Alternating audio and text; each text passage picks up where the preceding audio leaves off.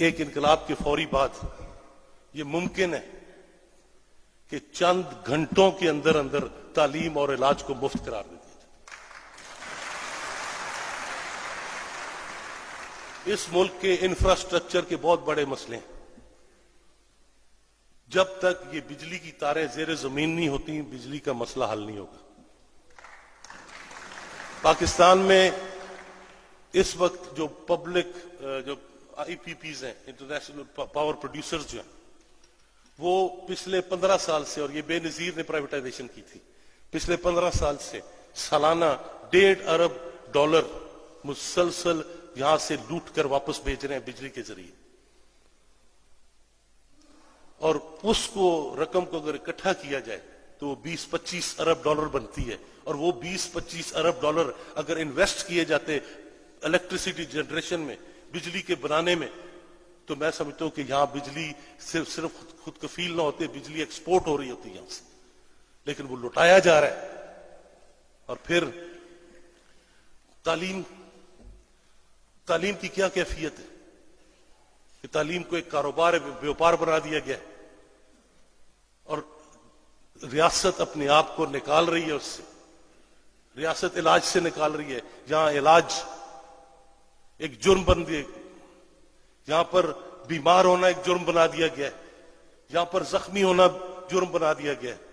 کیونکہ آپ کو اپنے زخموں کی اتنی بڑی قیمت ادا کرنی پڑتی ہے کہ آپ کے پاس وہ وسائل نہیں ہے کہ اپنے زخموں کا علاج کرا سکیں، اور اس لیے یہ نظام آپ کو مجبور کرتا ہے کہ ان زخموں میں سسک کر تڑپ کر مر جاؤ۔ اس نظام کے پاس آپ کے علاج کی کوئی سہولت نہیں ہے، یہ جرم ہے اس نظام کا۔ اسی طرح میں سمجھتا ہوں کہ جو ٹرانسپورٹ کا مسئلہ ہے، گاڑیاں آ رہی ہیں، سڑکیں ہیں نہیں، گاڑی اور سڑک کا تضاد بن رہا ہے۔ تمام گاڑیاں یہاں پر نیشنلائز ہونی چاہیے، تمام گاڑیاں یہاں سے لے کر ان کو ری ایکسپورٹ کر دینا چاہیے، کیونکہ گاڑیوں کی ضرورت نہیں ہے یہاں پر پبلک ٹرانسپورٹ کی ضرورت ہے، جہاں انسانوں کے ساتھ رہ سکے، مل سکے، اکٹھے چل سکے، ایک دوسرے کو دیکھ سکے، پہچان سکے۔ اور اس حوالے سے جو اس نظام کی ایک انتہائی تنگ نظر اور گھٹیا نفسیات پیدا کی گئی ہے، میرا گھر میری جنت، کبھی کوئی گھر اس ملک میں جنت نہیں ہو سکتا، کیونکہ اس ملک کے سماجی اور معاشی اور اخلاقی حالات اتنے خراب ہیں کہ یہاں پر کوئی رشتہ اب رشتہ نہیں رہا۔ ہر سوچ، ہر رشتہ، ہر ناتا، ہر تعلق، ہر دوستی یہاں بازار میں نیلام ہوتی ہے یا بکتی ہے، یا مطلب کی زندگی ہے، انسانوں اور انسانوں کے درمیان انسانی رشتے نہیں رہے۔ اور اسی طرح میں سمجھتا ہوں کہ جو انفراسٹرکچر کے ساتھ جو تعلیم، علاج، بجلی، ٹرانسپورٹ اور دوسرے مسائل، جو روزگار کے مسائل حل ہو سکتے ہیں۔ آپ اعلان کریں کہ ہم 48 گھنٹے سے کم کر کے سرکاری طور پہ جو کام کرنے کے ہفتہ وار اوقات ہیں ان کو 20 گھنٹے کرتے ہیں،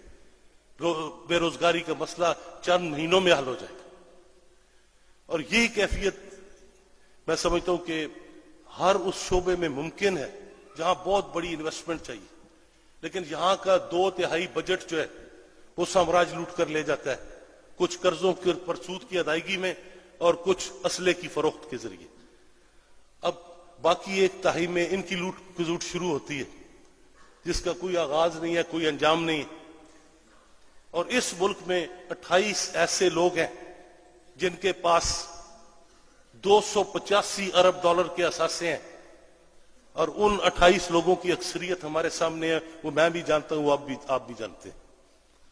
اور انقلاب کے بعد یہ اثاثے جو ہمارے خون، پسینے اور آنسوؤں کا نچوڑ ہے، وہ ان سے چھینے جائیں گے، وہ ان سے لیے جائیں گے، اور ان اثاثوں کو اگر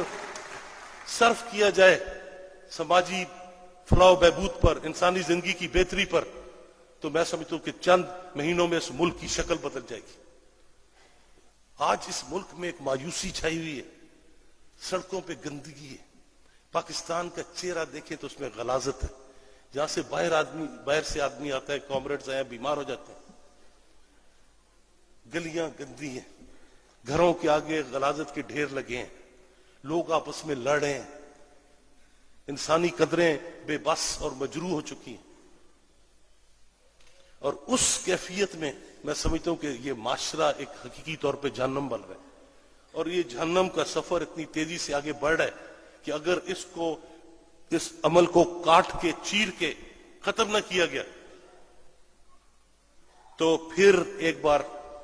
یہاں پر اور بربادی آئے گی۔ لیکن سوال یہ ہے کہ انقلاب کی صرف یہاں ضرورت نہیں ہے، انقلاب ممکن بھی ہے، اور ہمارے سامنے ایک فریضہ ہے۔ اب دیکھیں کیا ہوا ہے مصر میں تحریر سکوئر میں، کہ تحریر سکوئر کی تحریک کو اگر اب موازنہ کریں 1968-69 کے انقلاب کے ساتھ تو بہت ملتی جلتی مشابتیں ہیں۔ سوئس کینال سے لے کر الیگزینڈریا تک مزدوروں نے قبضے کیے ہیں، مزدوروں نے طاقت کا توازن بدلنے کے لیے پیداوار کے رشتوں کو اپنے کنٹرول میں لیے، سب کچھ موجود ہے، ایک پارٹی نہیں ہے۔ اگر ایک پارٹی ہوتی تو مصر میں اب کب کا انقلاب ہو چکا ہوتا، اور مصر کا انقلاب پورے مشرق وسطیٰ کا انقلاب بن سکتا تھا، اور یہ تحریک یہاں پر بھی ابھر سکتی ہے۔ ہمیں یہ احساس ہونا چاہیے کہ ہم جس راستے پر چل رہے ہیں، جس نہج پہ یہ معاشرہ اور سماج پہنچ چکا ہے، وہاں پر ہمارے لیے ایک انتہائی نازک صورتحال ہے، کیونکہ تحریک پھر ابھرتی ہے، اور ہم اس قابل نہیں ہوتے کہ ایک بولشوک پارٹی کی طرح اس تحریک کو انقلاب سے دوچار کر سکے،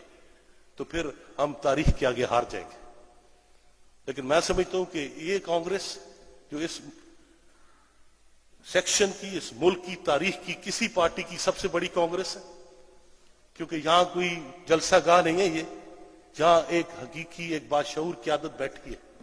اور انقلاب کی قیادت ایک دو افراد پر، شخصیات پر نہیں ہوتی، ہزاروں کیڈروں پر مبنی ہوتی ہے انقلاب کی قیادت۔ اور یہ کانگریس آج ہمیں وہ اعتماد دے رہی ہے، ہمیں وہ جرأت دے رہی ہے، ہمیں وہ عزم دے رہی ہے کہ پاکستان میں پھر اگر ایک 68-69 ابھرا تو ہم اسے جانے نہیں دیں گے۔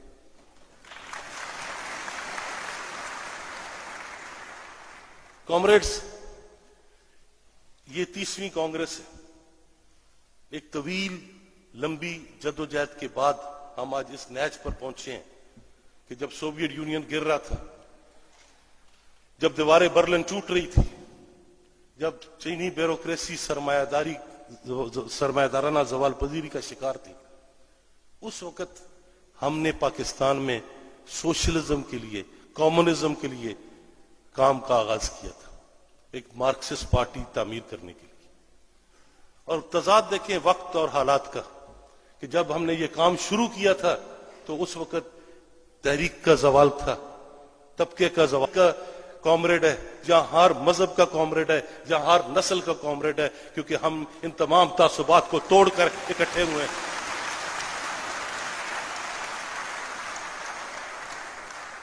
اور اس لیے میں سمجھتا ہوں کہ ہمارے لیے کوئی پریشانی کا مسئلہ نہیں ہے، کوئی دکھی ہونے کا مسئلہ نہیں ہے، کیونکہ ہمیں ایک مستقبل نظر آتا ہے، ہمارے پاس ایک نظریہ ہے، ہمارے پاس ایک لائے عمل ہے، ہمارے پاس ایک طریقہ کار ہے جو کسی اور کے پاس نہیں ہے۔ اور یہ جہاں ہمارے لیے ایک بہت بڑا فیور ہے، ہمارے لیے بہت بڑی یہ ایک دین ہے، اعزاز ہے، وہاں ہمارے لیے یہ اتنا ہی بڑا چیلنج ہے کہ کوئی انسان کچھ نہ جانتا ہو تو وہ کوئی کوتاہی یا غلطی کر دے تو اتنا مسئلہ نہیں ہوتا، لیکن اگر آپ شعور رکھتے ہو، جانتے ہو، ایک لائے عمل، ایک طریقہ کار، ایک نظریہ رکھتے ہو، تو پھر غلطی نہیں رہتی، غلطی پھر جرم بن جاتا ہے، اور ہم یہ جرم نہیں ہونے دیں گے اس ملک کے معاشرے کے ساتھ۔ بہت غربت ہے کامریڈز، بہت ذلت ہے، لوگ سسک کے تڑپ کے ایک زندہ درگور لاشوں کی طرح اس معاشرے میں چل رہے ہیں، پریشان ہو رہے ہیں، دکھی ہیں، کتنا غم ہے، کتنا دکھ ہے، کتنا عذاب ہے، کتنی اذیت ہے یہاں پر زندگی گزارنا، اور یہاں پر کوئی کبھی اچھی خبر نہیں آئی، جیسے وہ پنجابی میں محاورہ ہے کہ مکیوں کبھی کوئی خیر دی خبر نہیں آئی، اور یہاں پر بھی کوئی اچھی خبر سنے ہوئے عرصہ دراز ہو گیا، وہ کرکٹ ٹیم بھی تھوڑی جیتتی ہے پھر ساتھ ہی واپس آ جاتی ہے بیڈ نیوز پہ، تو کوئی اس معاشرے میں کوئی خوشی نہیں رہی، اس معاشرے سے اس نظام نے خوشیاں لوٹ لی ہیں، بچوں کی ہنسی لوٹ لی ہے، بزرگوں کی شفا لوٹ لی ہے، دوستوں کی دوستیاں چھین لی ہیں، جذبوں سے احساس بٹا دیے، اور اس معاشرے میں زندہ رہنا اور اس نظام میں، اس ریاست میں، اس معیشت میں جہاں اتنی بربادی اور ذلت ہو، وہاں اقتدار میں رہنا اس سے بڑی کوئی بغیرتی نہیں ہو سکتی۔ اور اسی وجہ سے ہم نے اقتدار کے ہر موڑ کو، اقتدار کے ہر پہلو کو، اقتدار کے ہر راستے کو مسترد کیا، کیونکہ ہم اس وقت تک اس ملک میں اقتدار میں نہیں جا سکتے جب تک محنت کش طبقہ آزاد نہیں ہوتا، جب تک معاشی بنیادوں پر انسان نجات حاصل نہیں کرتا، جب تک انسان کو روٹی، کپڑا اور مکان، علاج، تعلیم اور روزگار نہیں ملتا، اس وقت تک ہم چین سے نہیں بیٹھیں گے۔ اور یہ ایک نظام کو بدلے بغیر ممکن نہیں ہے۔ نظام بہت کمزور ہو چکا ہے، ریاست اندر سے ٹوٹ پھوٹ رہی ہے، سیاست ایک ذلت اور بے غیرتی بن چکی ہے، تمام قدریں فنا ہو چکی ہیں، اور حکمرانوں کے پاس اب کچھ نہیں رہا، کچھ دکھانے کو نہیں، کچھ بولنے کو بھی، جھوٹا وعدہ کرنے کے بھی کچھ نہیں رہا ان کے پاس، اور اس لیے ان کے پاس کچھ نہیں رہا، وہ ہار چکے ہیں۔ ان کے پاس شاید طاقت ہوگی، پیسے ہوں گے، دولت ہوگی، سب کچھ ہوگا، اقتدار ہوگا، اقتدار میں ان کے پاس بہت سارے دلال بھی ہوں گے، لیکن ایک چیز ان کے پاس نہیں ہے، وہ وقت اور تاریخ نہیں ہے، کیونکہ ہمارے پاس اگر کچھ ہے تو تاریخ ہے، وقت ہے، وہ ایک مستقبل ہے، کیونکہ ہم کوئی گزرے ہوئے ماضی کی آواز نہیں ہے، ہم آج بھی کسی ویرانے میں گمنامی کی آواز نہیں ہے، ہم آنے والے سوشلسٹ مستقبل کی آواز ہے، آنے والے اس انقلاب کی آواز ہے جو یہاں مقدر بدلے گا۔